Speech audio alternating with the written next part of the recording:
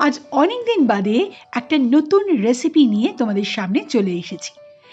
এই রেসিপিটা করতে খুব ইজি আর খেতেও কিন্তু দারুণ সুস্বাদু। গরম ভাত আর রুটির সাথে জাস্ট জমে যায়। রেসিপিটার নাম হচ্ছে ডাল মাশ। হ্যাঁ, তোমরা নিশ্চয়ই এই ধরনের রেসিপির নাম শুনেছো বা অনেকে নিশ্চয়ই করেছো।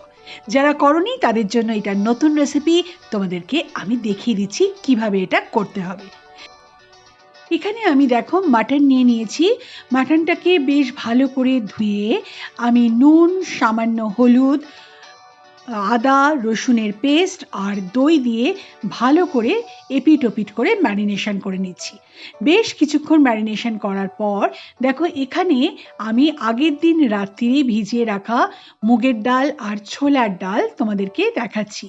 মুগের ডাল আর ছোলার ডাল আগের দিন রাত্রিরে ভিজিয়ে রেখেছিলাম। এবার এটা জল ঝরিয়ে রেখে দিতে হবে। ম্যারিনেশন করা মাংসটা বেশ কিছুক্ষণ রাখার পর তুমি কড়াইতে গরম তেলের সাথে একটু ঘি মিশিয়ে এই রেসিপিটা বানাতে পারো। আমি এখানে 1/4 ঘি দিয়েছি আর তারপরে বাকিটা আমি সর্ষের তেল দিয়েছি। এরপর প্রায় 2টো বড় পেঁয়াজ কুচি এর মধ্যে দিয়ে দিলাম। বেশ কিছুক্ষণ নাড়াচাড়া করে দারচিনি আর তেজপাতা এতে মিক্স করলাম। বেশ কিছুক্ষণ ভাজার পর যখন এটা ব্রাউন রং এসে যাবে তখন আমি এর মধ্যে ম্যারিনেশন করা মাংসটা ধীরে ধীরে দিয়ে দেবো।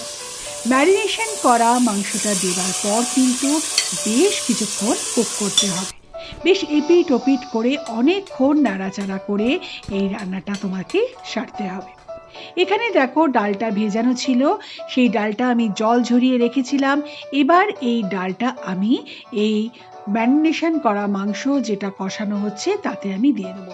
তার আগে আমি আমার স্বাদ মতো 4-5টা কাঁচা লঙ্কা দিয়ে দিলাম, যা তোমাদের স্বাদ অনুযায়ী তোমরা অবশ্যই দেবে। এবার জল ঝরানো ডালটা আমি কষানো মাংসের মধ্যে দিয়ে দিচ্ছি ধীরে ধীরে। সম্পূর্ণ ডালগুলো দেবার পর বেশ কিছুক্ষণ ধরে কিন্তু নাড়াচাড়া করে রান্না করতে হবে। দেখো ডাল আর মাংস একদম মিশে গেছে। এটা কিন্তু বেশ কিছুক্ষণ নাড়াচাড়া করে সামান্য গরম জল মিশিয়ে আমি প্রেসারে দিয়ে দিয়েছি।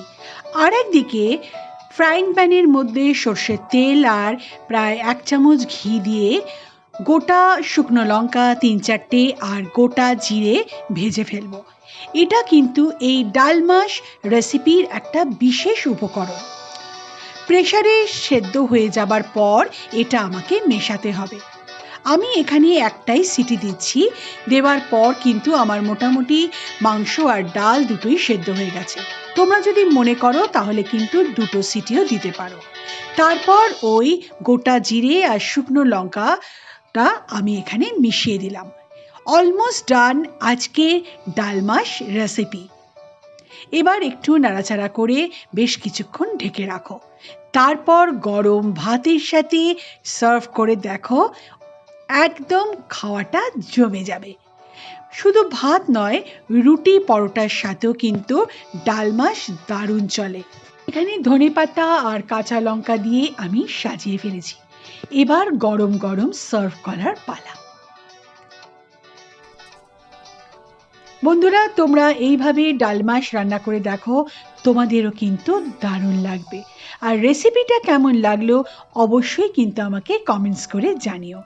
সবাই খুব ভালো থেকো, সাবধানে থেকো। আজকের মতো বাই বাই।